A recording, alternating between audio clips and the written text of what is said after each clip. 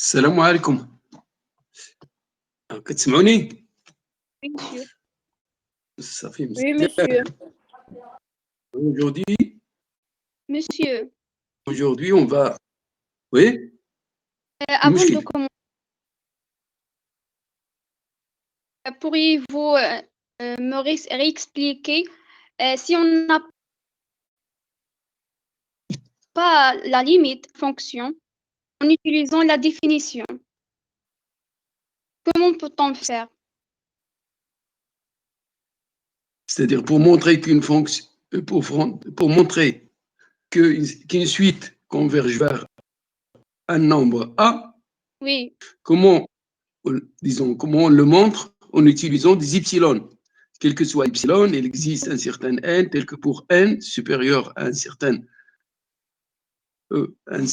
n0, quel que soit n supérieur à n0, u n moins a strict en valeur absolue strictement inférieure à epsilon. Alors attendez. C'est-à-dire, alors dis-moi, vous voulez que je retourne à la dernière série? c'est une question en général. Dans la dernière série, on a la limite, combien la limite, mais je parle si on n'a pas la valeur de la limite, on veut chercher sa valeur. Alors, si vous n'avez pas la valeur de la limite, vous montrez que la suite est de Cauchy.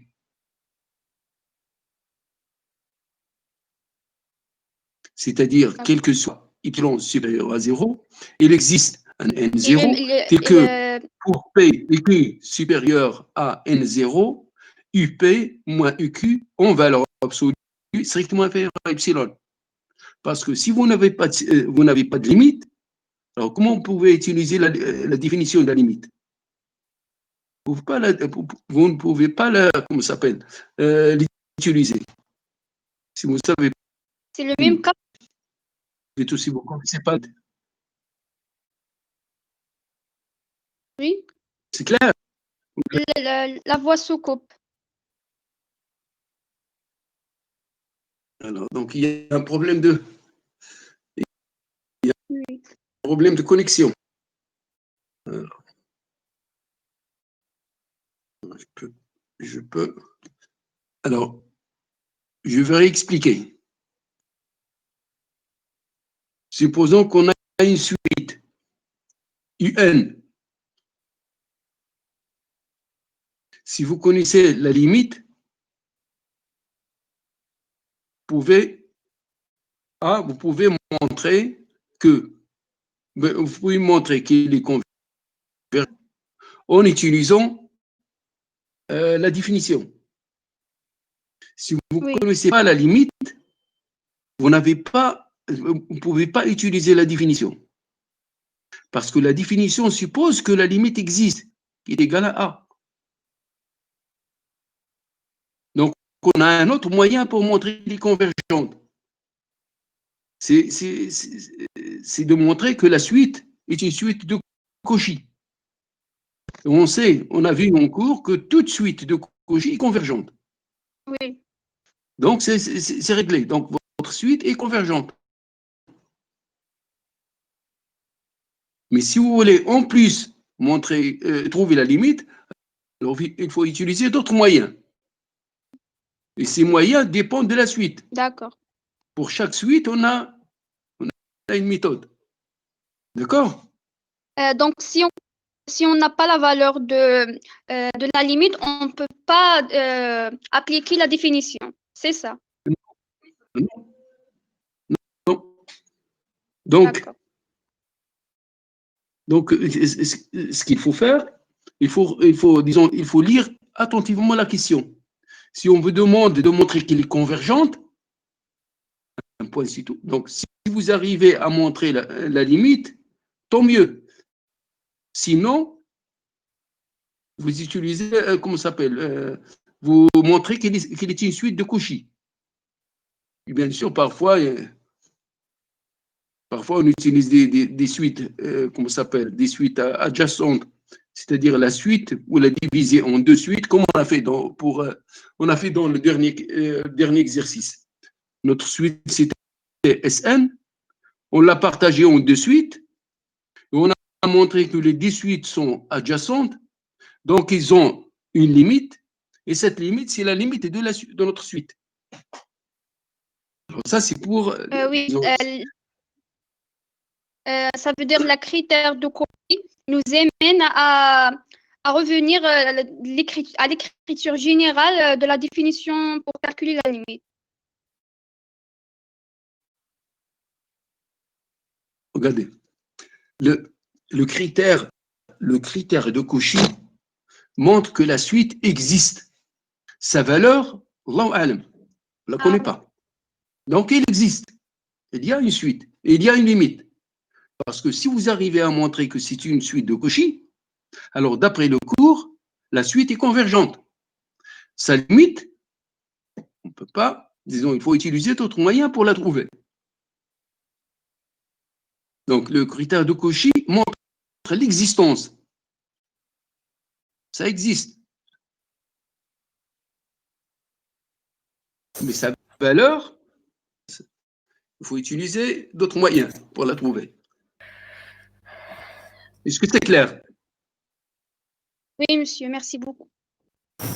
Alors maintenant, on va aborder le troisième chapitre, le chapitre sur les fonctions numériques. Alors ici, on a donné on a ici quelques exercices sur les fonctions. Alors le premier exercice donne ici quatre. Alors première question, on a quatre fonctions qui sont définies ici, F1, F2, F3 et F4. La question est de donner le domaine de définition de ces fonctions et de dire est-ce qu'ils sont pairs, impairs ou non. Pour la deuxième question, on demande de calculer les limites. Alors pour la première limite, lorsque x tend vers 1, pour la deuxième, lorsque x tend vers 0, et pour la dernière, lorsque x tend vers plus l'infini. Alors on va commencer par la première question. Alors, on a f. Alors, je vais regarder ici. On a f qui est défini par f1 défini par f1 de x égale racine carrée de 1 plus x au carré moins racine carrée de 1 moins x plus x au carré. Donc, pour ces fonctions-là, pour cette fonction-là, on a la racine carrée. Or, on sait que la racine carrée n'est définie que pour des nombres positifs. Donc, le domaine de définition, c'est l'ensemble des x tels que cette valeur-là et celle-ci sont positifs. Regardez ici, j'ai un binôme, c'est-à-dire quelque chose de la forme ax au carré plus bx plus c. Alors, un binôme, on sait le calcul, on sait, disons, étudier son signe.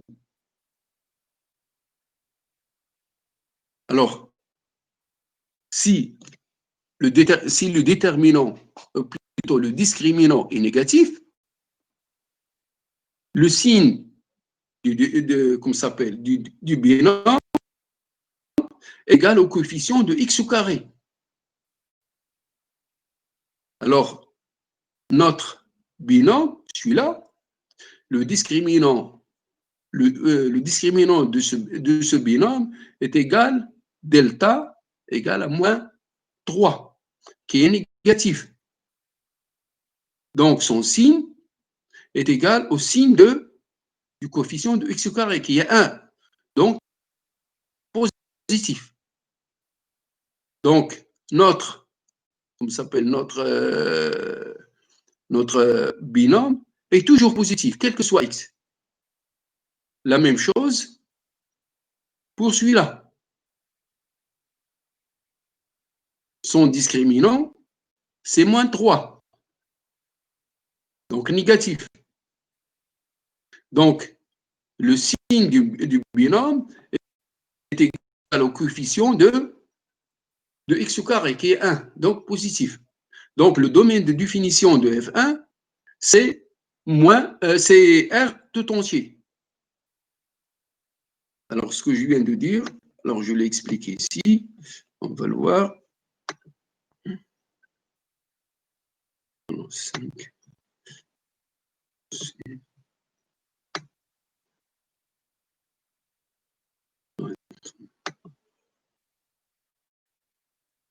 Ici, regardez, le domaine de définition de F1, c'est R tout entier. Pourquoi? Parce que les deux binômes, 1 plus x au carré, 1 moins x plus x au carré, sont positifs, toujours positifs, quel que soit x. Et la raison, pourquoi? Parce que le discriminant est négatif, qui est égal à moins 3. Alors ça, c'est pour le domaine de définition. Maintenant, pour la parité, est-ce qu'il est pair ou impair? Alors, on va calculer f moins 1, f1 de moins x, et on va le comparer à f de x. Alors, on calcule 1 moins x, racine carrée de 1 moins x carré, moins racine carrée de 1 plus x au carré. Alors, on remarque que ceci n'est autre que moins f1 de x. Donc, notre fonction est impaire. Conclusion, la fonction est définie sur R tout entier et elle est impaire. On passe maintenant à la deuxième fonction, celle-ci. Pour cette fonction, qu'est-ce qu'il faut? Qu'est-ce qu'on a? On a deux choses. On a d'abord la racine carrée. Donc, il faut que ce qui se trouve à l'intérieur de la racine carrée doit être positif. Et on a log qui est défini sur R plus étoile. Donc, pour la racine carrée, on n'a aucun problème. Ce qui est à l'intérieur est toujours positif. Maintenant, ce qui est à l'intérieur de log, c'est-à-dire ceci. Alors, remarquez que ce nombre-là est toujours supérieur ou égal à 1. Donc, il est supérieur ou égal à la valeur du cosinus de x. Donc, ce qu'on a ici est toujours strictement supérieur à 0. Regardez, pour 0, le cosinus est égal à 1. Donc, c'est positif. Si x est différent de 0, cette valeur-là, c'est-à-dire racine carrée de x au carré plus 1, est strictement supérieure à 1. Donc, celui-là est positif, strictement positif. Donc, quel que soit x appartenant à R, cosinus de x plus racine carrée de x au carré plus 1 est strictement positif. Donc, le log est bien défini. Le log de ceci est bien défini. Donc, notre fonction est définie sur R, tout entier. Alors, ceci est écrit ici. Alors, pour tout x appartenant à R, cosinus de x plus racine carrée de x au carré plus 1 est strictement positif. Donc, le domaine de définition de F2 est R. Maintenant, pour la parité, pour tout x appartenant à R, on a F2 de moins x est égal à log de cosinus de moins x, donc le cosinus y perd, on va voir que ceci est égal à cosinus de x, et ceci aussi y perd, donc on va avoir cosinus de x plus racine carrée de x au carré plus 1 égale à f2 de x. Donc notre fonction f2, alors ici c'est f2 et non pas f1, est paire. Maintenant, on passe à la troisième fonction. Alors, juste une petite minute.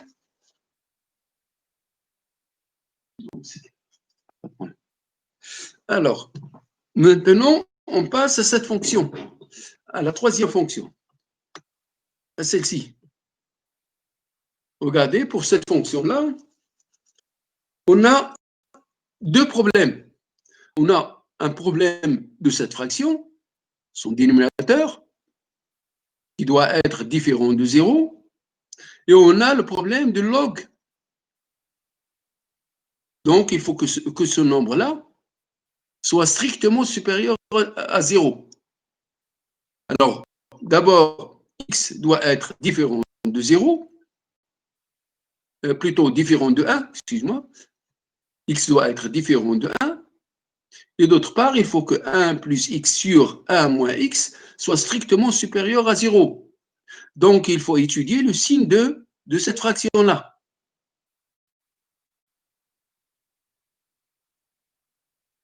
Alors, le signe de cette fraction est le même que le signe du produit de 1 plus x multiplié par 1 moins x. Or, on sait que le signe du produit, de ceci, elle est négatif à l'extérieur. Regardez, vous avez ici moins x et non pas x. Donc, c'est négatif à l'extérieur des racines, c'est-à-dire à l'extérieur de moins 1 et 1, et elle est positive à l'intérieur, c'est-à-dire sur l'intervalle ouvert, moins 1, 1.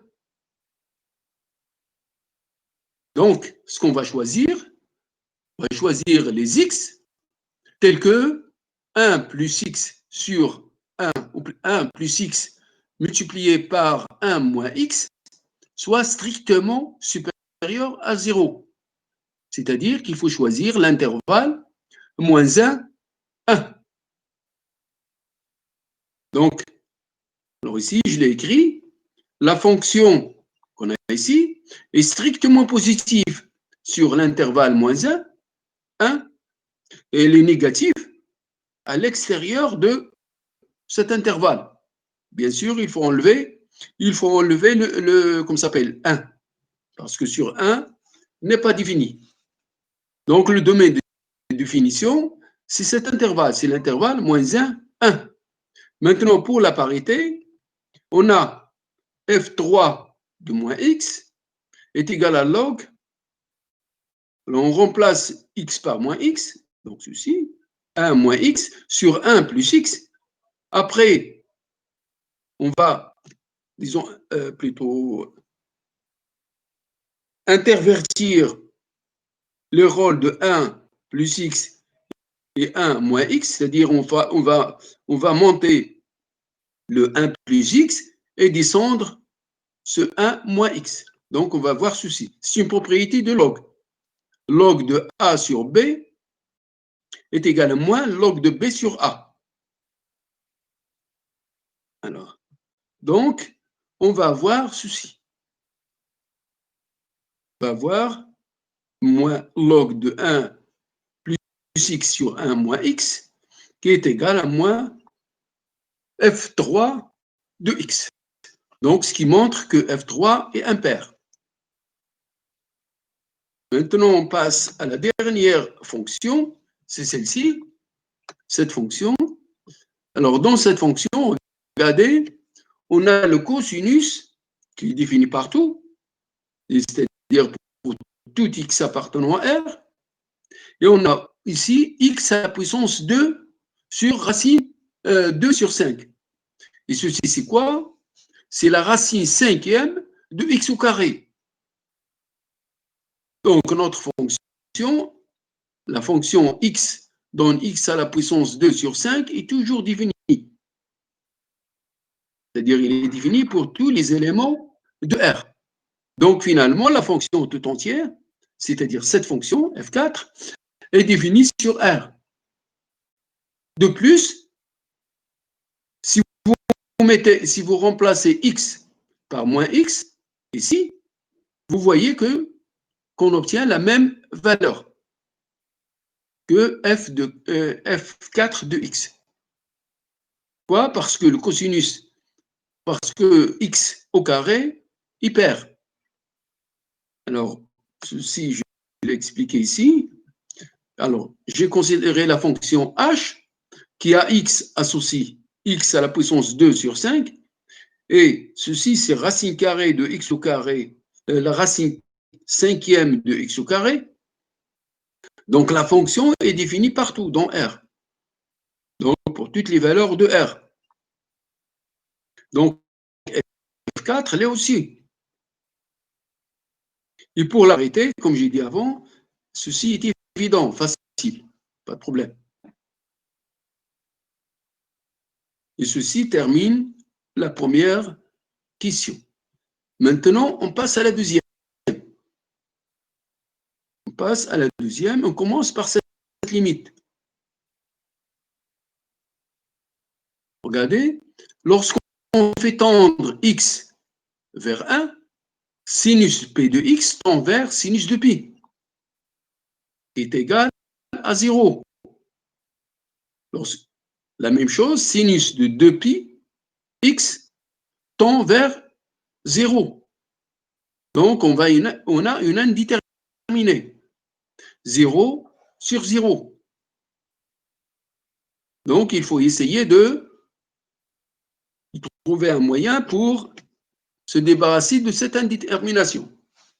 Mais qu'est-ce qu'on sait? Alors, le seul moyen qu'on a ici, c'est la limite de sinus de x sur x lorsque x tend vers 0. Là, c'est le seul moyen qu'on a pour régler ce problème. Donc, on va essayer de ramener cette limite-là à une limite de y tend vers 0 lorsque sinus de y, limite de sinus de y sur y lorsque y tend vers 0. Alors, on va voir comment on a fait. Regardez. Alors, on a posé y est égal à x. Et, y est égal à x moins 1. Alors, à pi x, on a soustrait le x et ajouté, soustrait pi et ajouté p. Pi. Comme ici, regardez. On a ajouté moins pi et ici, pi. Alors, après, on a utilisé la propriété du sinus de A plus B. Alors, sinus de A plus B est égal à sinus de A multiplié par cosinus de B plus sinus de B multiplié par cosinus de A. Alors, c'est ici, regardez. Alors, j'ai remplacé x moins 1 par y. Après, j'ai utilisé la propriété que je viens de dire. Donc, sinus de pi y, tu par cosinus, et plus cosinus de pi y multiplié par sinus de pi. Mais sinus de pi, c'est 0, cosinus de pi, c'est moins 1, donc on obtient moins sinus de pi sur y. Donc, remarquez ici que lorsque x tend vers 1, y tend vers 0. Alors, je vais répéter la même idée ici. Sinus de 2 pi x, alors c'est égal à sinus de pi multiplié par x moins 1 plus 2pi est égal à sinus de 2pi y plus 2pi. Le sinus, alors ceci, j'ai ici sinus de A plus B, avec A est égal à 2pi y, et B est égal à 2pi. J'utilise la propriété, ou plutôt la formule, j'obtiens ceci. Donc, cosinus de 2pi, c'est 1. Sinus de 2pi, c'est 0. Donc, le tout est égal à sinus de 2pi sur y. Mais ce que j'ai gagné ici, c'est que lorsque x tend vers 1, y tend vers 0. Donc, je peux utiliser la formule, ou plutôt le résultat, sinus de Z sur Z converge vers 1 lorsque Z tend vers 0. Alors, j'écris plutôt la limite. Alors, la limite lorsque x tend vers 1, c'est égal de sinus pi x sur sinus de 2pi x est égal à la limite lorsque y tend vers 0. Alors, je remplace le numérateur par ceci, par moins sinus de pi y, le dénominateur par ça, et je vais diviser par pi y et multiplier par 2 pi y. Et faire des corrections appropriées. Regardez, j'ai ici 2, donc je dois diviser par 2. Et j'ai un moins qui vient d'ici. Donc, cette quantité-là, sinus pi y sur pi y, converge vers 1 lorsque y tend vers 0. Celle-ci aussi. Donc, la limite est égale à moins 1,5. Alors, maintenant, je passe. Monsieur. Oui. Moi, je n'ai pas trop compris comment vous avez trouvé cosinus de pi. Cosinus de pi. Pi. Alors, dans les premières démarches. Celui-là? On a supposé que oui. Regardez. On a une formule qu'on a vue en secondaire qui dit ceci. Il dit que cosinus sinus de A plus B est égal à sinus de A multiplié par cosinus de B plus cosinus de A multiplié par sinus de B. C'est ce que j'ai utilisé ici. Ah, ok, je vois maintenant. D'accord? Oui, je vois. J'ai utilisé ici. Donc, alors, maintenant, j'ai ceci. Oui? Si on ne veut pas faire un changement de variable. Et la sinus de px est égal à 2 sinus px fois cos px. Et on factorise par sinus px. Ça reste 1 sur 2 cosinus px. Et on fait on remplace. Oui, on remplace, on va obtenir le même résultat. Alors, attendez pour que je vois ce que vous avez fait. Alors ici, sinus, c'est 2 fois sinus cosinus. Vous faites tendre vers 1. Oui. D'accord, oui, vous pouvez le faire. Regardez. Vous pouvez.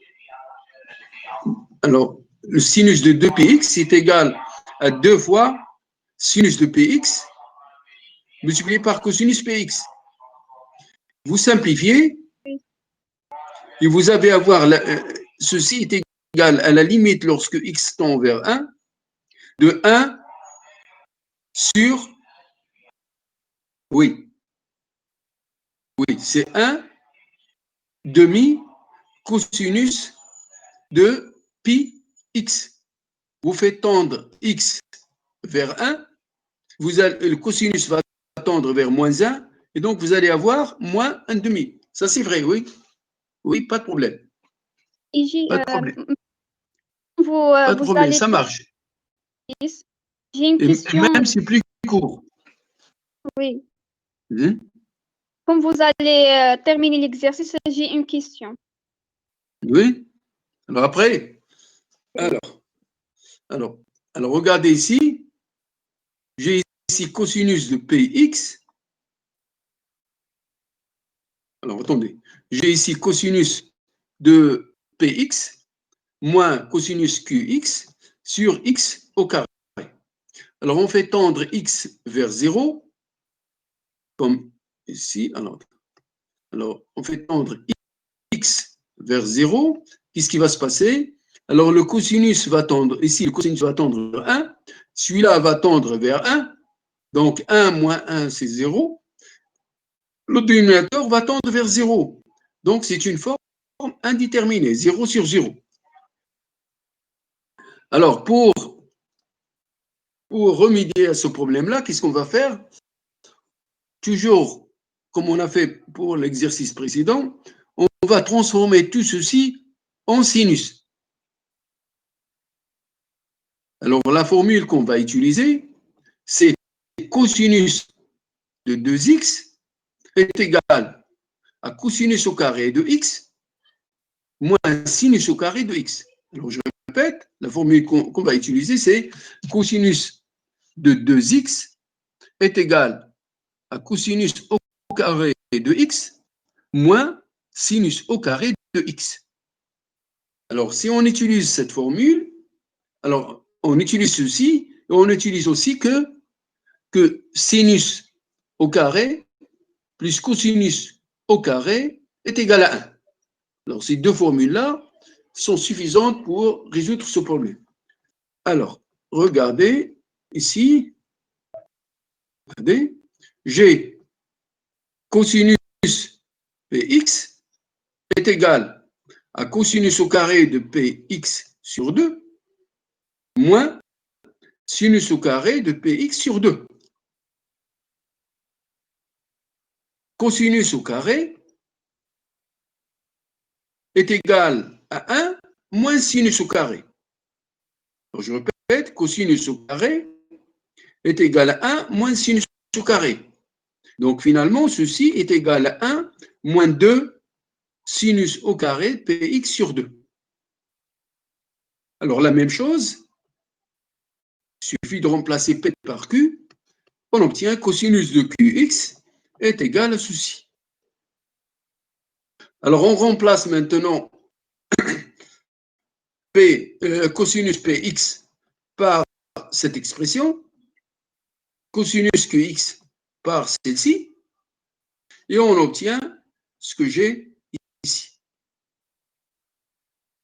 Alors maintenant, regardez, j'ai moins 2 sinus au carré px sur 2 sur x au carré, et j'ai ceci. Alors maintenant, regardez ce que je veux faire, plutôt, je veux l'écrire sous la forme sinus, comment ça s'appelle? Sinus de px sur 2 sur px sur 2, le tout au carré. C'est-à-dire comme ce que j'ai ici. Donc, en faisant ceci, il y a des termes qu'il faut changer. Plutôt, il faut... Alors, lorsqu'on divise par ceci, il faut multiplier par des termes pour équilibrer la relation.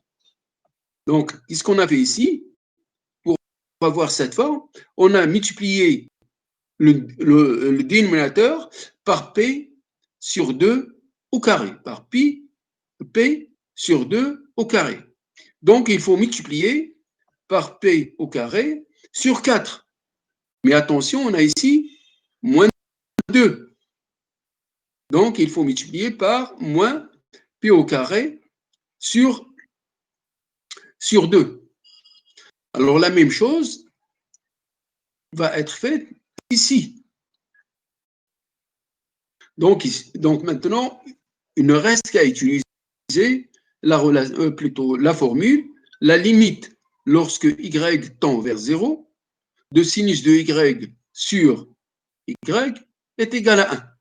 Donc, lorsque x tend vers 0, cette quantité-là tend vers 1, celle-ci aussi, et la limite de tout ça, lorsque x tend vers 0, c'est égal à cette formule, égal à ce nombre-là, à moins égal à q au carré moins p au carré sur 2.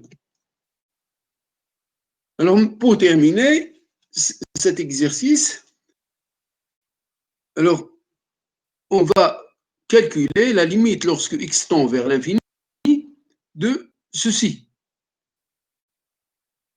Alors, regardez, lorsque x tend vers l'infini, cette quantité-là tend vers l'infini, celle-ci tend vers l'infini, et x va tendre vers l'infini.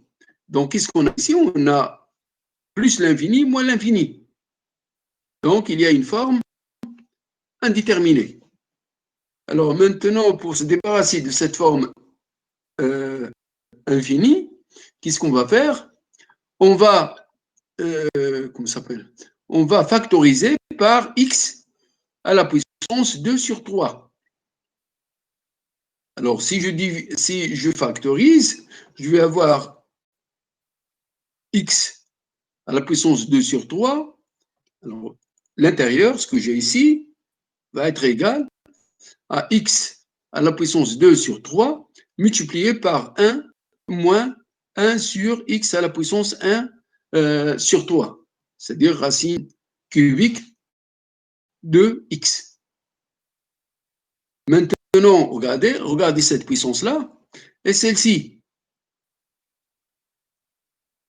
Donc, si je sors le x de cette des parenthèses, je dois le multiplier par 3 sur 2. C'est plutôt la puissance va être multipliée par 3 sur 2. Donc, qu'est-ce qu'on va voir? On va avoir x sur x, donc 1. Donc, finalement, ce que j'ai ici est égal à ceci. Alors, il ne faut pas oublier que les x que j'utilise ici sont des x positifs. Je n'utilise pas parce que x tend vers l'infini, tend vers plus l'infini. Maintenant, qu'est-ce qu'il reste à faire? Reste à faire tendre x vers plus l'infini.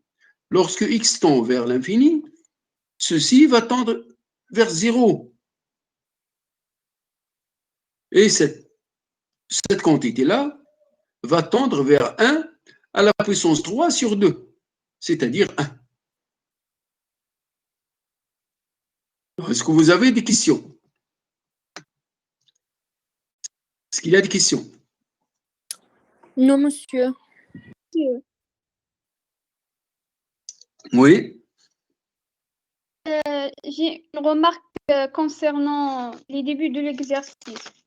Alors, attendez.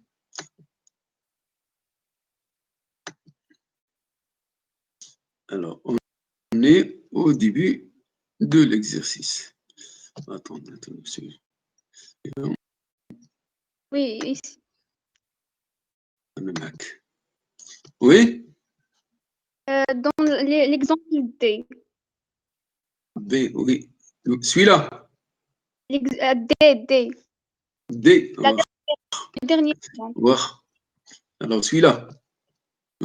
Oui. Oui. Monsieur, je sais que cette fonction est strictement positive. Oui. Donc, pourquoi le don de définition, c'est R.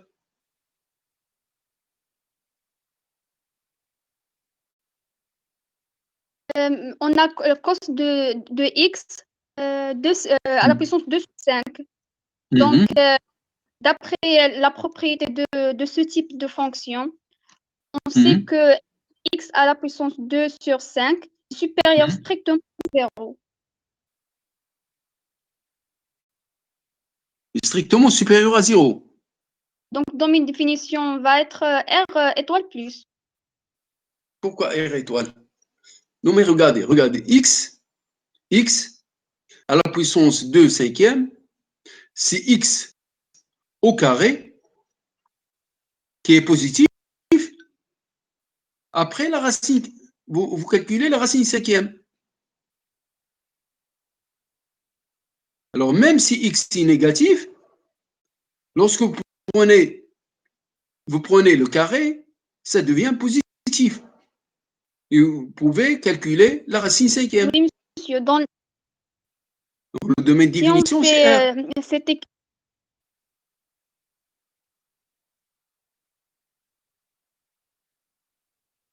Monsieur, je peux vous donner un exemple. Oui. On a x carré moins 1, le tout au carré, le tout à la puissance 3 sur 8. Si on veut déterminer le domaine de définition... À la puissance moins x carré moins 1, oui. Oui. le tout à la puissance 2. Oui. Et après le tout à la puissance 3 sur 8. 3 sur 8, oui. Si on veut déterminer le domaine de définition, on dit que x carré moins 1 à la puissance 2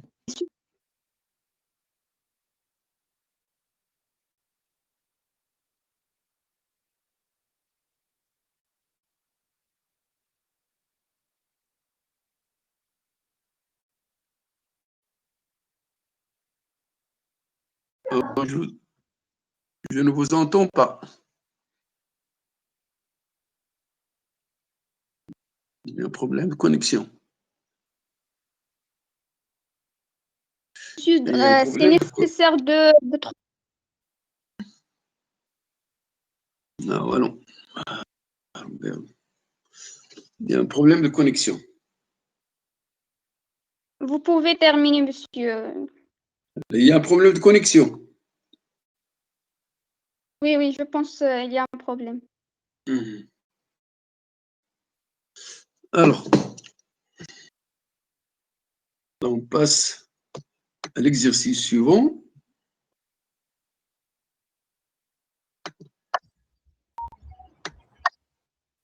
Alors, dans cet exercice, pour la première question, on donne 3 fonctions. Alors, on les donne ici explicitement. Oui. On vous demande de montrer ce que ces fonctions-là, ou plutôt d'étudier la continuité de ces fonctions. C'est-à-dire de dire, est-ce que ces fonctions-là sont définies sur le domaine de définition?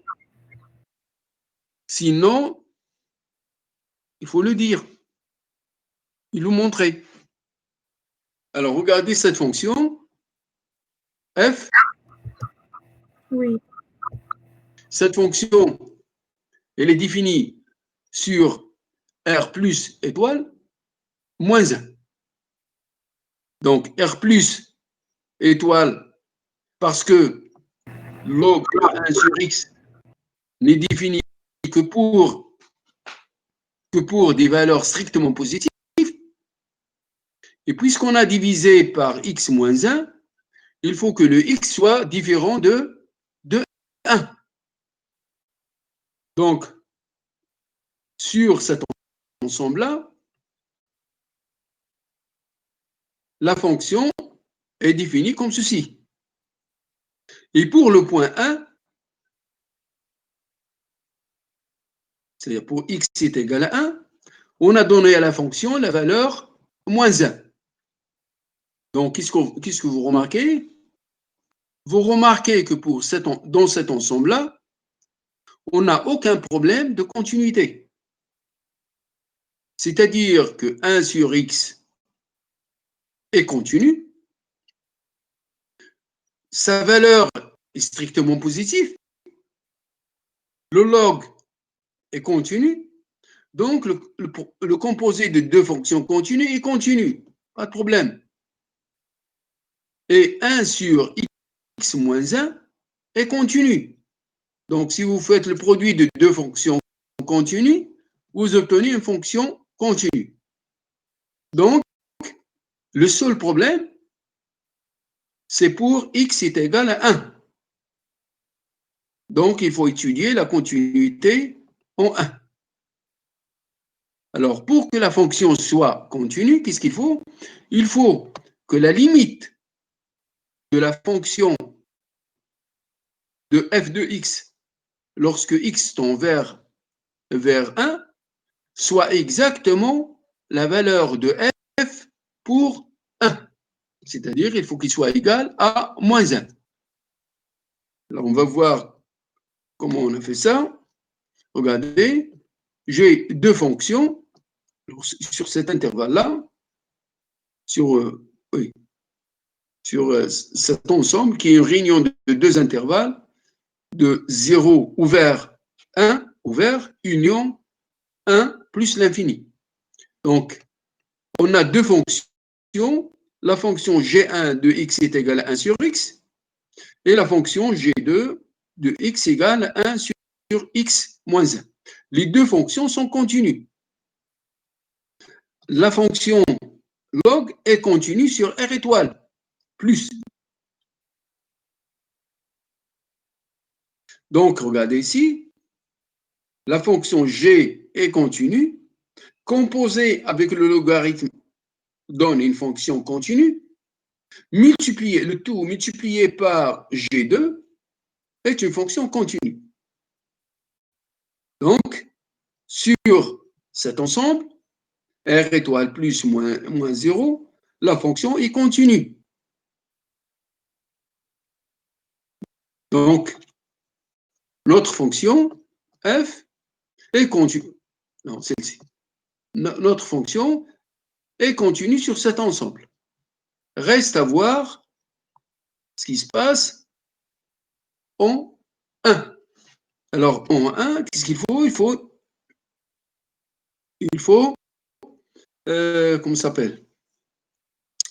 Il faut étudier la limite lorsque x tend vers 0 du log de 1 sur x sur x moins 1.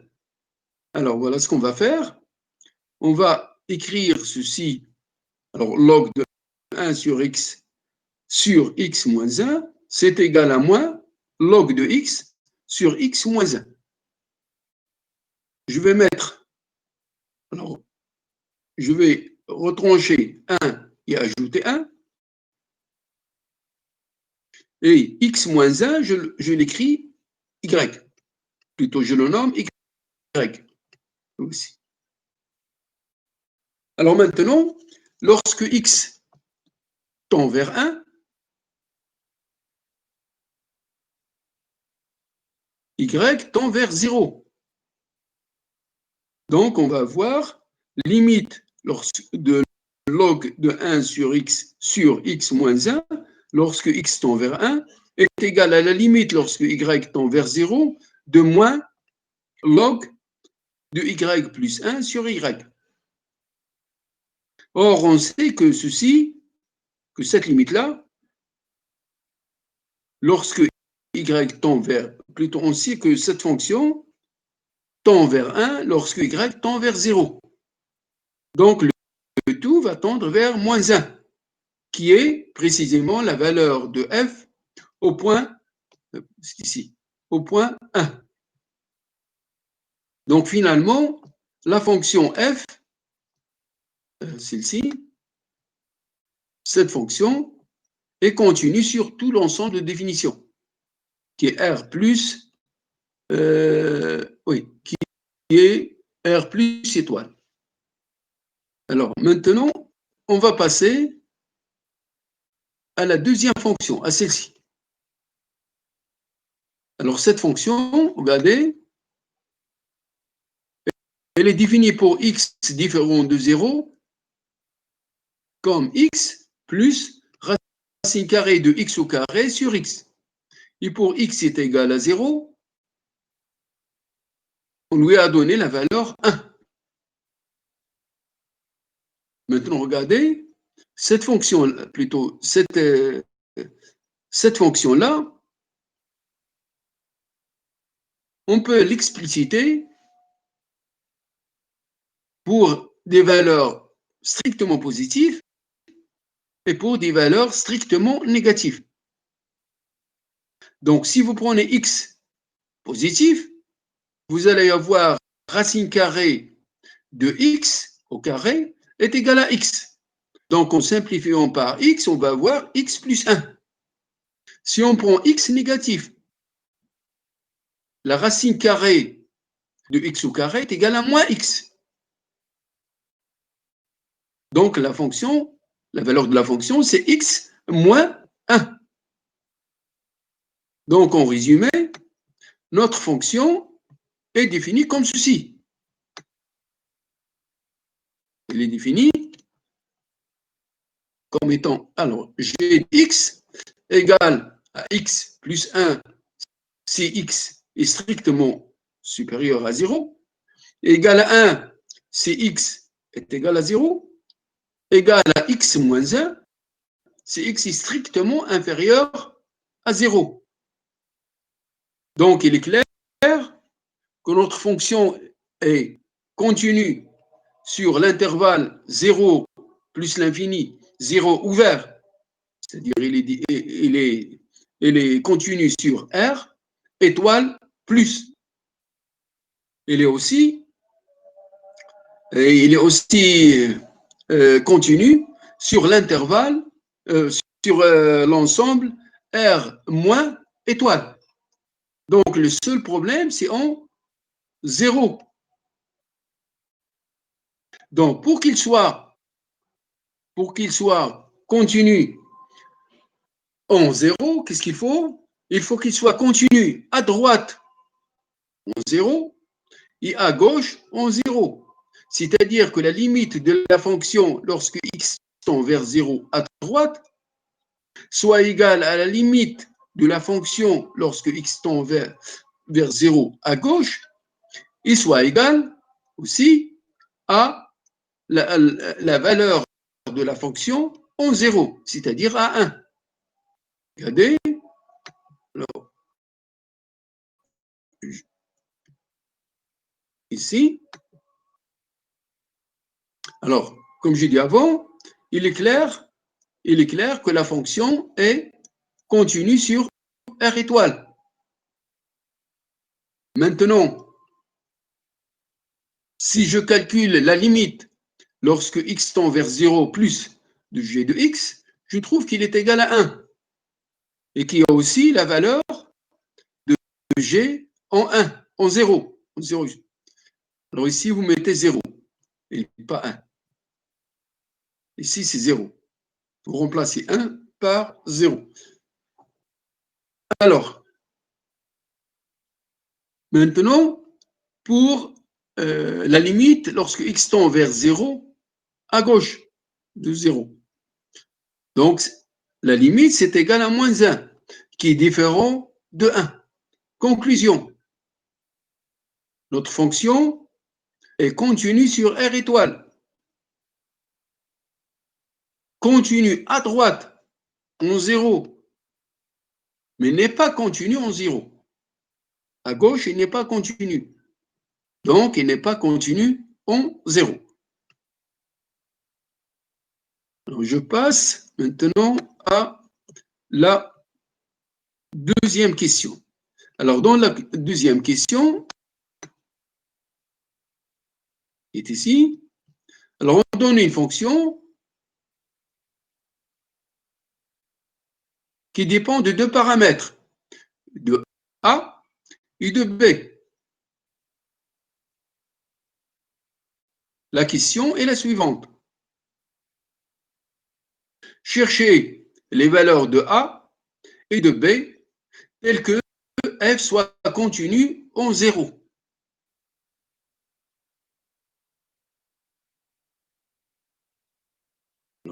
Alors ici sur R, mais le problème, c'est ce que je viens de dire. C'est-à-dire, on a seulement un problème en 0.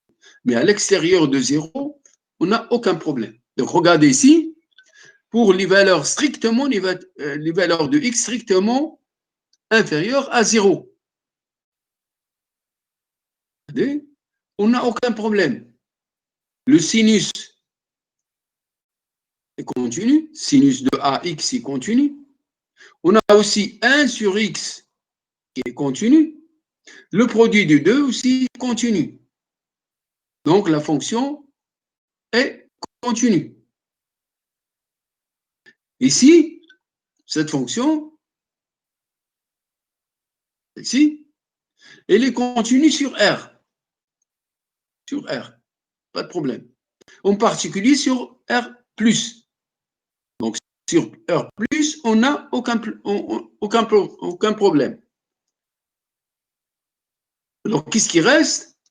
Reste le problème en 0. Alors, pour qu'il soit continu en 0, qu'est-ce qu'il faut? Il faut que la limite de la fonction lorsque x tend vers 0 par valeur positive. Alors ici, alors enlever comment ça s'appelle? Enlever ceci. هذا زولو. Z صافي. هذا زولو. Enlever. C'est une erreur de frappe. Alors, attendez. Donc, vous enlevez ça. Donc, pour montrer que la fonction est continue en 0, il faut non, pour que f soit continu en 0, qu'est-ce qu'il faut? Il faut qu'il soit continu à droite de 0, c'est-à-dire la limite lorsque x tend vers 0 plus de la fonction, de cette fonction, soit égale à 1. Pour qu'il soit continu à gauche, il faut que la limite de cette fonction, lorsque x tend vers 0 moins, soit égale à 1. Et pour que la fonction soit continue, il faut que la limite à droite et la limite à gauche soient égales à la valeur de la fonction, c'est-à-dire à 1. Et bien sûr, si on fait ceci, on trouve la relation entre A et B. On va voir.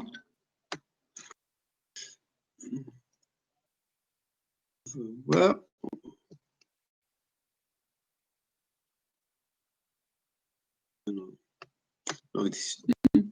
Alors j'écris ici, il est clair que la fonction f est continue sur R étoile, donc pas de problème.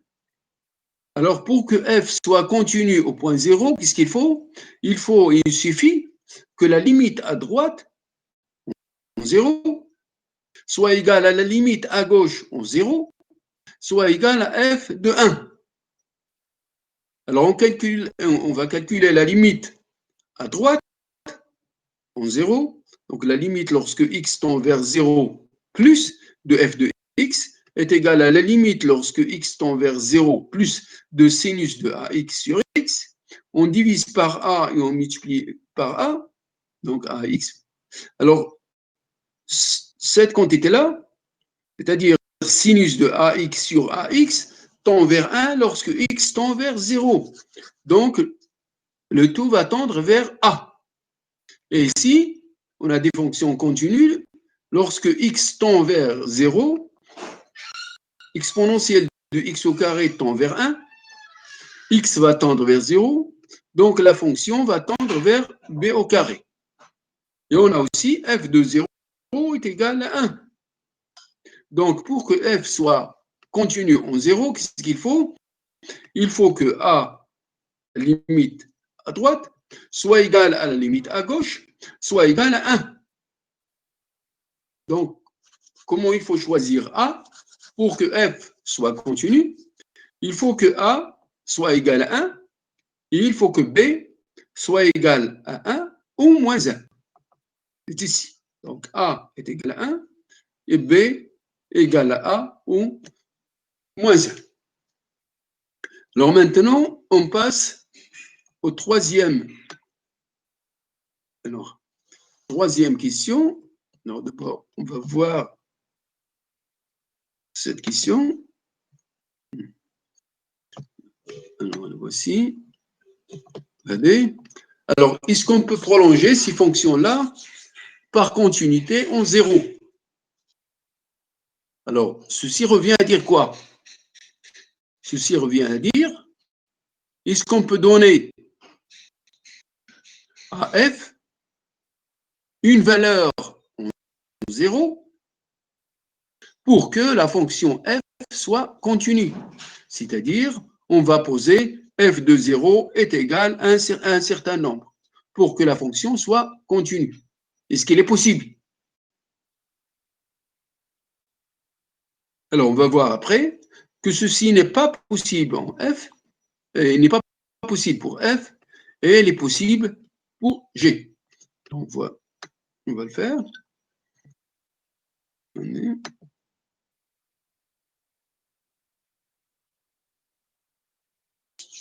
Alors, comme on a vu avant, pour que la fonction f soit continue ou un point, il faut que la limite de la fonction, les limites de f de x, lorsque x tend vers ce point, soit finie. Alors ça, c'est la première. Parce que s'il n'est pas fini, pas de continuité. Donc, pour notre fonction, f est définie par ceci, f de x est égal à sinus de 1 sur x. On voit que lorsque x tend vers 0, 1 sur x tend vers l'infini. Donc, les valeurs, comme ça s'appelle, sinus de 1 sur x, va osciller entre moins 1 et 1. C'est-à-dire, il va prendre toutes les valeurs entre 0 et 1. Donc, notre fonction ne peut pas avoir de limite. Alors, je vais vous montrer pourquoi. Je vais prendre un exemple où ceci ne marche pas. Regarde. Je considère la suite UN qui est définie comme ceci. U de n est égal à 1 sur 2npi plus p sur 2. Et un plus 1 est égal à 1 sur 2npi plus 2. Alors ici, je vais montrer que cette fonction-là, plutôt que f de un prend les valeurs 1 et moins 1. Et la suite tend vers 0, mais les valeurs de f de cette suite sont moins 1 et 1. La suite s'approche de 0 et la valeur de f de un oscille entre moins 1 et 1. Alors, on va le voir. Regardez, f de n n'est pas continu. Plutôt, f n'a pas de limite. Alors, c'est f de x. N'a pas de limite lorsque x tend vers 0. Pourquoi? Parce que si je considère cette suite-là, là aussi, je considère f de un pour les n pairs, je vais avoir ceci. Pour les impairs, je vais avoir ceci. Donc, la suite ne peut pas, plutôt la fonction n'a pas de limite lorsque x tend vers 0. Alors, en cours, qu'est-ce que vous avez vu? Vous avez vu que si f est continu, si f est continu, au point x0, par exemple, au point 0, alors, toute suite qui converge vers 0, pour toute suite qui converge vers 0, f de cette suite converge vers f de la limite. Ce n'est pas le cas ici.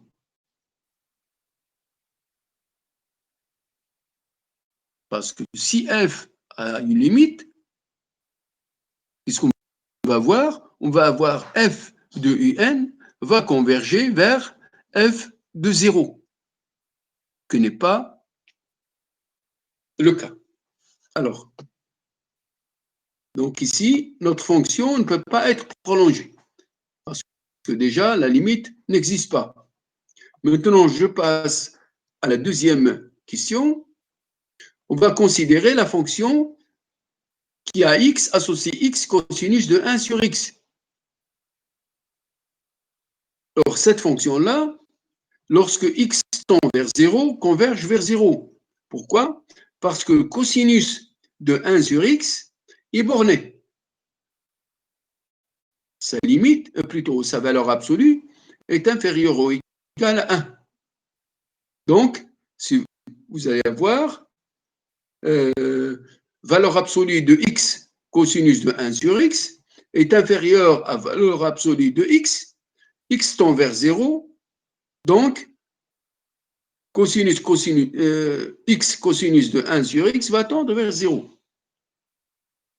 Donc, si je pose g de x est égal à 0, alors la fonction g est continue en 0. Donc, il va être continu sur R tout entier. Alors, est-ce que vous avez des questions? Est-ce qu'il y a des questions?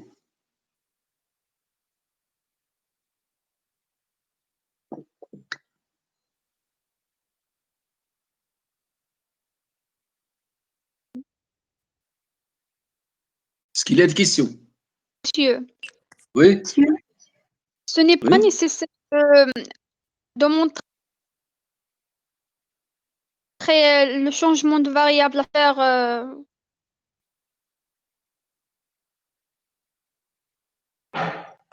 Celui-là, attendez.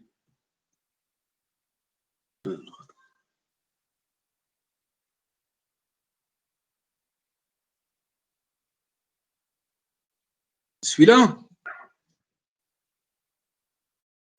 Oui, si on peut, on veut pas faire le changement de variable, on voit bien que ln 1 sur x tend vers 1. Hein? Vers 1. Là. Et, Oui, d'accord, il oui. tend vers 1, oui. Et on sait que la limite lorsque x tend vers 1, ln de x sur x moins 1 est égal à 1. Et on peut faire un changement de... Log de 1 sur x, lorsque x tend vers 1, tend vers 0. Et le dénominateur... On va multiplier par moins x pour...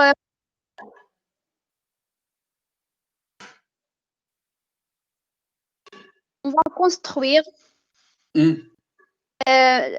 propriété limite lorsque ln 1 sur x sur cela va nous donner 1 et on multiplie par moins x.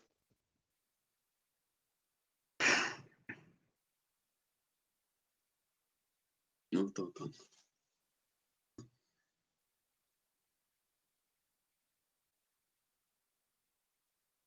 Regardez,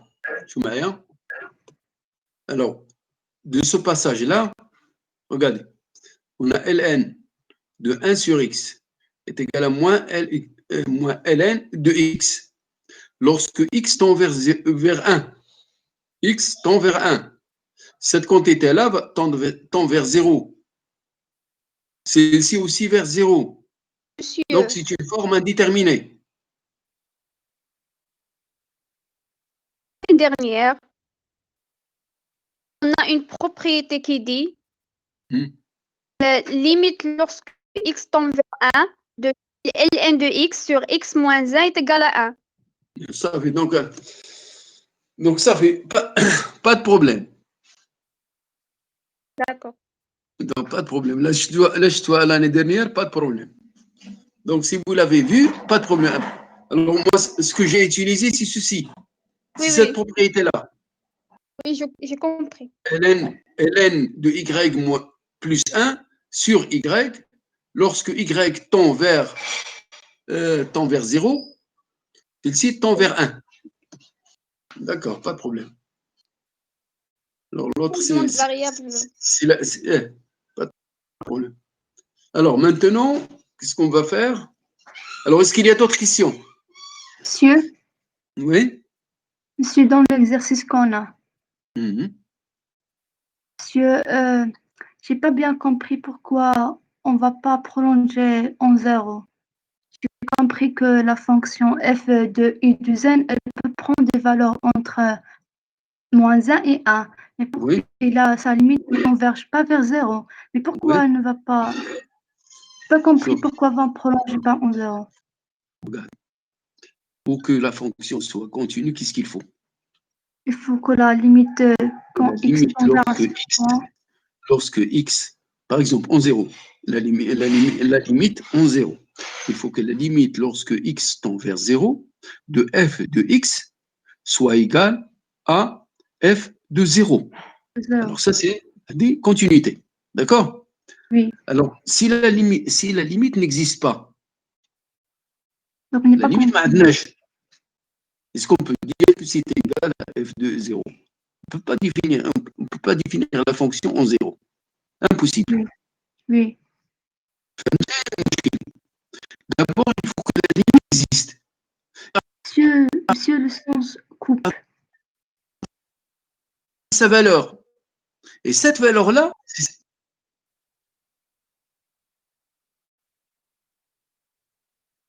Monsieur, le son coupe. Le son coupe. Le son coupe. D'accord. Alors, donc, regarde.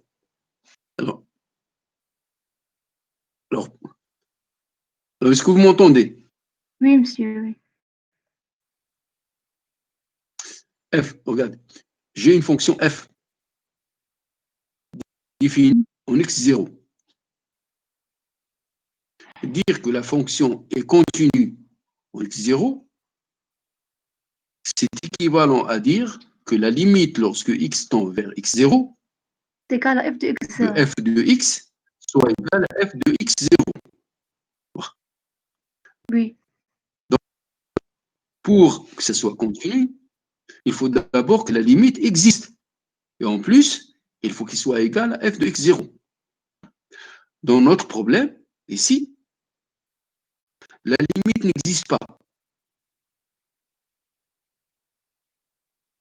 Oui. Donc, on ne peut pas parler de la continuité. On ne peut pas la prolonger. Impossible. Oui. Pour le deuxième exemple, si vous voulez, B, qu'est-ce qu'on a? On a une fonction qui a une limite. Une limite. Sa limite, c'est 0. Donc, pour G, il suffit de poser G de x égale à 0. Donc, si je prends G de x, c'est-à-dire G de x pour x différent de 0 est égal à notre fonction, pour 0 est égal à 0, cette Monsieur, j'ai fonction rien entendu. Monsieur, j'ai rien entendu. est continue. Et c'est le problème. Regardez, notre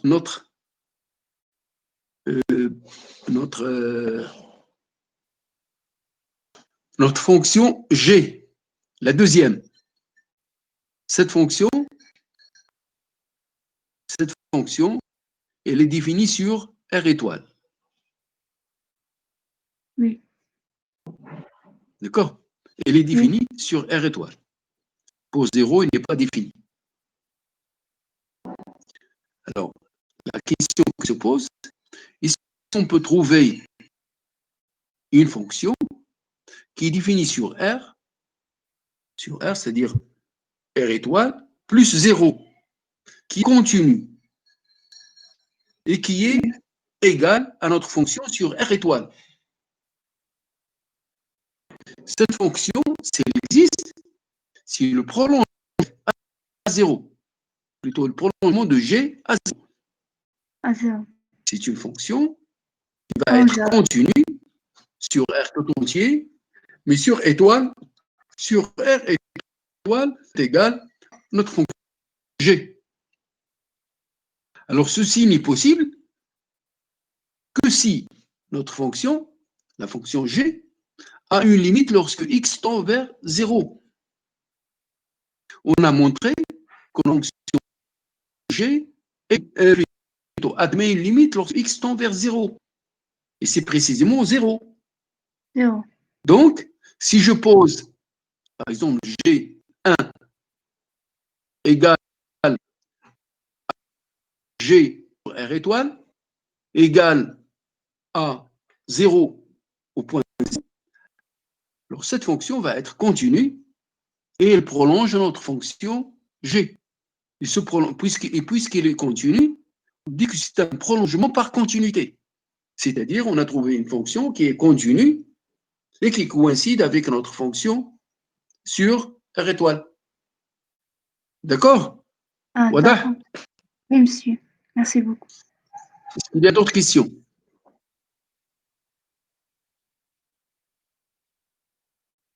C'est l'autre. Alors, s'il n'y a pas de questions, on va passer à l'exercice suivant.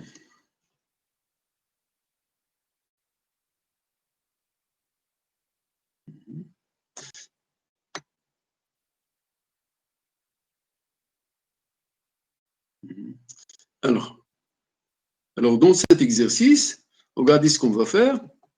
On va prendre une fonction G qui est définie sur R.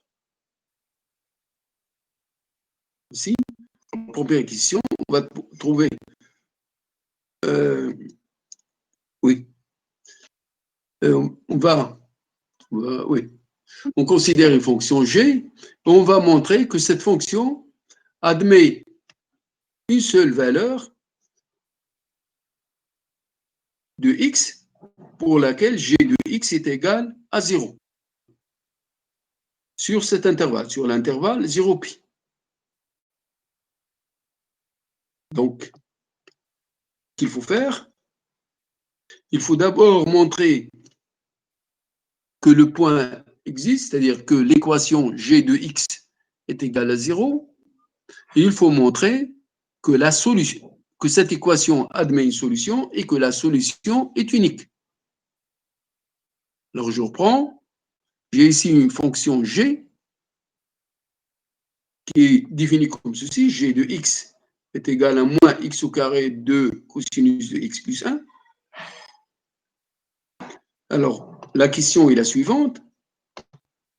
L'équation g de x est égale à 1. Admet-il des solutions? Pour montrer qu'elle admet une solution. Deuxièmement, est-ce que la solution est unique? Alors, on va montrer que l'équation admet une solution et elle a une solution unique sur cet intervalle, 0, pi. À l'extérieur, on ne sait pas, peut-être qu'il y en a d'autres. Mais sur cet intervalle-là, on a une seule. Et pour répondre à cette question, on a besoin du théorème suivant, théorème des valeurs intermédiaires. Alors, qu'est-ce qu'il dit, ce théorème? Il dit que si on a une fonction qui est définie sur l'intervalle AB, si vous prenez quelle valeur entre f de A et f de B, cette valeur est image d'un élément de l'intervalle ouvert AB. C'est-à-dire que toutes les valeurs qu'il y a entre f de A et f de B sont des images des éléments de AB. Le théorème, soit f une fonction continue sur un intervalle I, et soit A, B, deux éléments de cet intervalle. Alors, quel que soit K compris entre A et B, il existe un C de cet intervalle AB tel que f de C soit égal à K. Alors, ceci veut dire quoi? Veut dire que toutes les valeurs entre A et B sont prises par f. C'est-à-dire que l'image de l'intervalle AB, c'est l'intervalle f de A, f de B. C'est-à-dire, ou f de B, f de A. Alors, on va voir comment on va faire pour montrer ceci.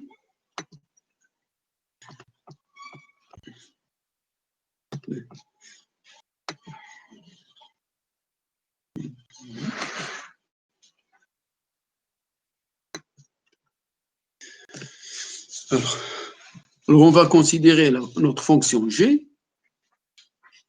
Notre fonction va prendre la... Alors, on va voir sur cet intervalle, sur l'intervalle 0, pi. On va voir la fonction. Et après, regardez la fonction. Alors, en 0,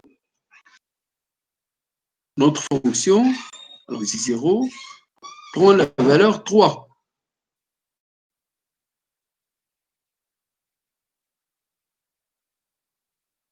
Et pour pi, alors pi, cosinus de pi, oui, cosinus de pi, c'est moins 1. Donc, on va avoir moins pi au carré, moins 1. Donc, on a une valeur qui est négative, qui est moins pi au carré, moins 1. Et on a une valeur positive qui est 3. Et la valeur 0 est entre les deux. Le théorème des valeurs intermédiaires, qu'est-ce qu'il dit? Il dit qu'il doit exister un x qui appartient à l'intervalle 0pi ouvert et dont l'image soit égale par g soit égale à 0. Donc ça, c'est le théorème des valeurs intermédiaires. Si vous avez deux valeurs distinctes,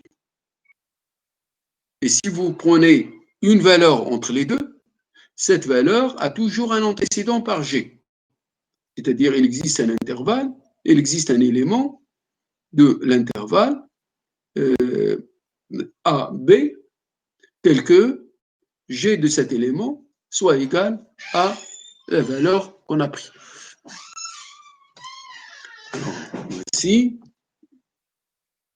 je passe, regardez, j'ai ici g de 0 égale à 3, qui est supérieur à 0, et g de pi est égal à moins pi, moins 1, qui est négatif, et 0 entre les deux. Alors, grâce au théorème des valeurs intermédiaires, il existe un x0 entre les deux, tel que g de x0 soit égal à 0. Alors ça, c'est pour l'existence. Donc, l'élément, l'équation, g de x est égal à 0, a au moins une solution. Maintenant, est-ce que c'est la solution unique? Alors, pour répondre à cette question-là, on va montrer que notre fonction g est strictement croissante ou strictement décroissante dans cet intervalle. Donc, si vous avez une fonction qui est strictement croissante, donc pour chaque élément de l'intervalle, a une image, une seule, qui est différente de un élément qui est différent de celui-là. C'est-à-dire que notre fonction est injective. Si vous avez des antécédents différents, les images sont différentes. Bien sûr, si vous avez des images différentes, les antécédents sont différents. Alors, pour montrer disons, montrer qu'il est monotone, c'est-à-dire croissant, strictement croissante, on va calculer la dérivée. Alors, la dérivée, c'est moins, alors on a moins x au carré, plus 2 cosinus de x, plus une constante. On dérive, c'est moins 2x moins 2 sinus de x. On va le voir. Regardez.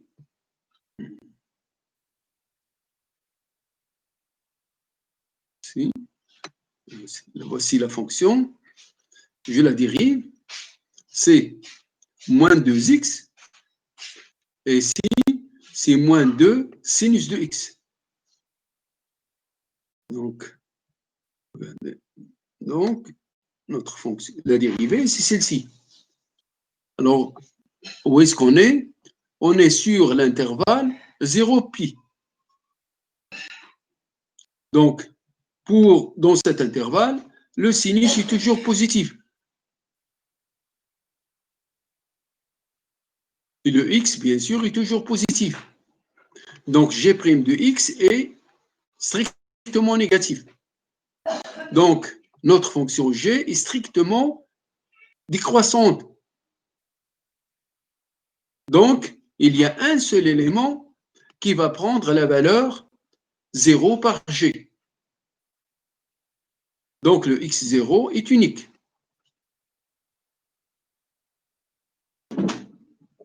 Donc, le théorème des valeurs intermédiaires montre l'existence et la stricte décroissance montre l'unicité. Alors maintenant, on va passer à la deuxième question. Alors, dans cette question, regardez,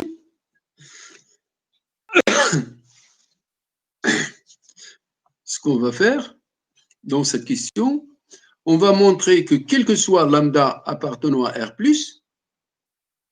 il existe un x qui appartient à l'intervalle 0,1 ouvert, plutôt fermé, tel que f de x égale à lambda g de x. Alors, puisque j'ai ceci, regardez, je veux faire la même chose que ce que j'ai fait avant. Je vais montrer que la fonction f moins lambda g, alors la fonction h égale à f moins lambda g. Cette fonction-là, pour cette fonction, il existe un x tel que h de x soit égal à 0. Bien sûr, en utilisant le théorème de la valeur intermédiaire.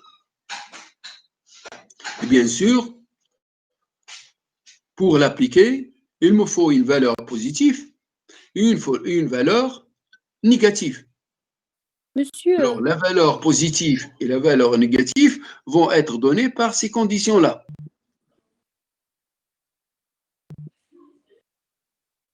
Alors, je vais poser. Alors, je vais poser ceci. Alors, d'abord, je vais prendre un élément positif, comme dans la question, et je vais considérer cette fonction-là.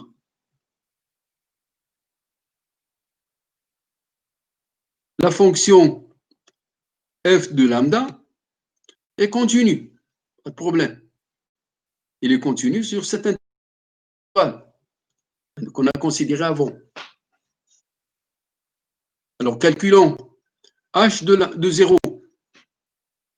Alors, f de 0 est égal à 1, est égal à 0, et g de 0 est égal à 1. Donc, c'est moins lambda. Deuxièmement, h de 1, f de 1 est égal à 1, et g de 1 égale à 0. Donc, c'est 1. Donc, maintenant, regardez, j'ai un lambda qui appartient à R+. Donc, il peut être égal à 0, comme il peut être strictement supérieur à 0. Alors, s'il est égal à 0, je ne peux pas utiliser le théorème de la valeur intermédiaire. Parce qu'il me faut un élément qui appartient, à qui est positif et un autre négatif. Donc, regardez, G. Alors, si lambda est égal à 0, H de 0 va être égal à 0. C'est-à-dire, je vais avoir ici F de 0 égale à lambda de G0. Donc, 0 vérifie l'égalité qu'on m'a demandé. Maintenant, si lambda est strictement supérieur à 0. Donc, j'ai ici une valeur strictement négative et ici une valeur strictement positive. Donc, je peux utiliser le théorème de la valeur intermédiaire. Qu'est-ce qu'il dit, ce théorème? Il dit qu'il existe un x qui appartient à l'intervalle 0,1 et dont l'image par h lambda soit égale à 0. Donc, h de x est égal à ceci appliqué à x égale à 0. C'est-à-dire que je vais avoir f de x est égal à lambda de x, de lambda multiplié par g de x. Donc, finalement, qu'est-ce que j'ai? J'ai trouvé que quel que soit lambda appartenant à R+, il existe un x. Alors, dans le premier cas, c'est 0. Et dans le deuxième cas, un x de l'intervalle 0,1 ouvert, qui vérifie ceci. Donc, finalement, quel que soit lambda appartenant à R+, il existe un x qui appartient à 0,1 tel que ceci. Alors, troisième question. Dans cette question, regardez, on considère deux éléments de R avec deux éléments A, B de R avec A strictement supérieur à B, et on suppose que F est continu et que les valeurs de A et B sont liées par cette relation, c'est-à-dire F de A strictement inférieur à F de B. La question, c'est de montrer qu'il existe C, A, B, de l'intervalle A, B ouvert, tel que F de C soit égal à ceci. Alors, comme on a fait dans la première question et dans la deuxième, qu'est-ce qu'on va faire? On va prendre la fonction g de x égale à f de x moins ce nombre-là. Alors, on le fait. Attendez. Ah, voici. Notre fonction g, voici. On pose g de x égale à f moins f de a plus f de b sur 2. Alors, je calcule g de x, g de a va être égal, alors regardez, f de a moins ceci. Donc, c'est f de a plus, c'est f 2 fois f de a moins f de a moins f de b. Donc, c'est ceci.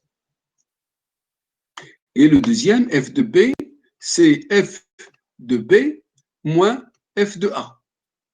Alors, la relation qui lie f de a à f de b est la suivante. F de b strictement supérieur à f de a. Donc, ce nombre est positif, celui-là est négatif. Et le 0, c'est entre les deux. Donc, je peux appliquer le théorème de la valeur intermédiaire. Le théorème de la valeur intermédiaire dit qu'elle existe, appliqué bien sûr à G, il existe un C qui appartient à l'intervalle ouvert à B, tel que G de C soit égal à 0. Donc, f de C moins ce nombre soit égal à 0. Donc, il y a ici égalité. Alors maintenant, est-ce que vous avez des questions? Monsieur? Oui? Monsieur, nous n'avons pas étudié la monotonie. C'est où?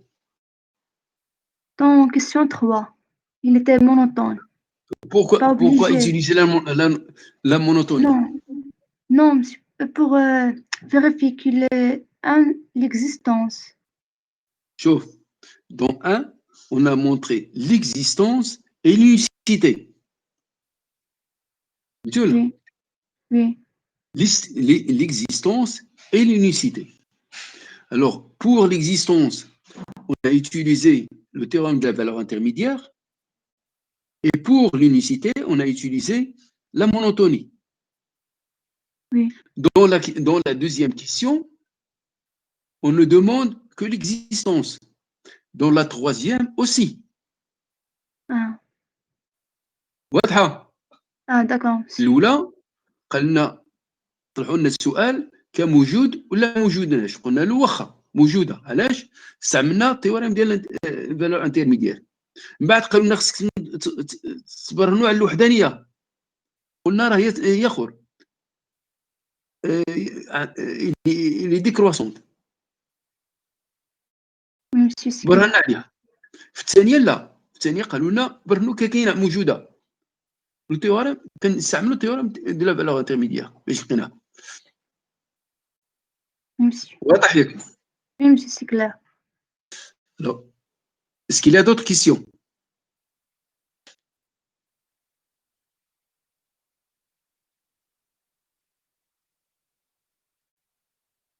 شي سؤال آخر؟ Monsieur, Oui, monsieur. أنا معك.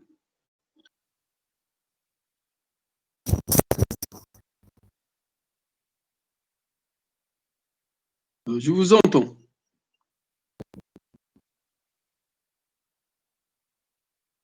Monsieur, Oui, on utilise les théorèmes des valeurs intermédiaires juste pour montrer l'existence.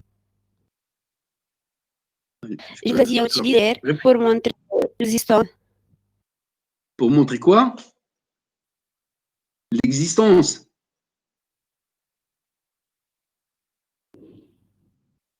L'existence. Oui, Oui. ou bien moi, je vais demander quand est exactement qu'on doit utiliser les théorèmes des valeurs intermédiaires. Alors, regardez. Le théorème de la valeur intermédiaire.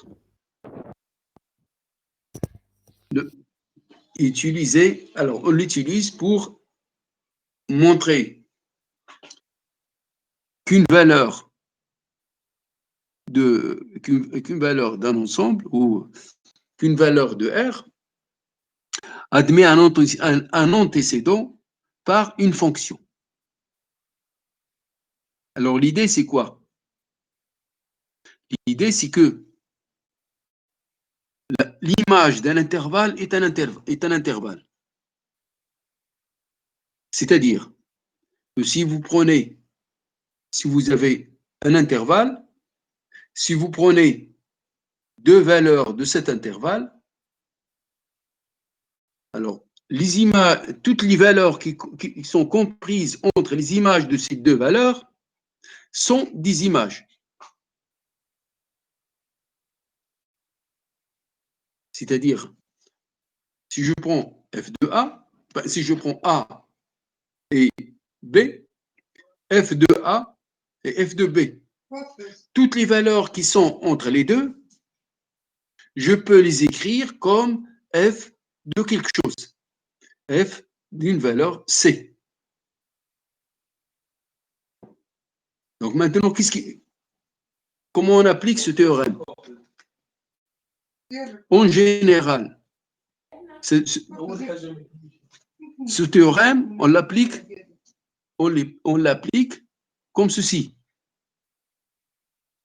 On a une valeur positive, une autre négative. 0 entre les deux. Donc, il y a un antécédent par la fonction f de ce 0. C'est en général, on l'utilise pour résoudre des équations. F de x est égal à 0. Est-ce qu'il y a une solution? On applique le théorème de la valeur intermédiaire pour trouver cette solution. C'est comme on a fait ici. Alors, dans la première question, comme s'appelle l'équation, c'était g de x est égal à 0. Dans la deuxième, h de x égale à 0. Dans la dernière, c'est g de x égale à 0. Donc, est-ce qu'il existe un x tel que, il existe un c tel que g de c soit égal à 0?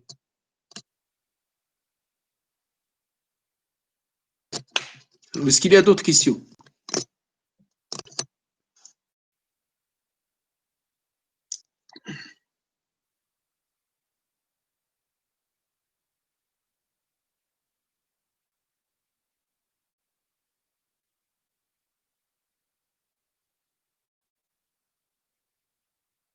Est-ce qu'il y a d'autres questions?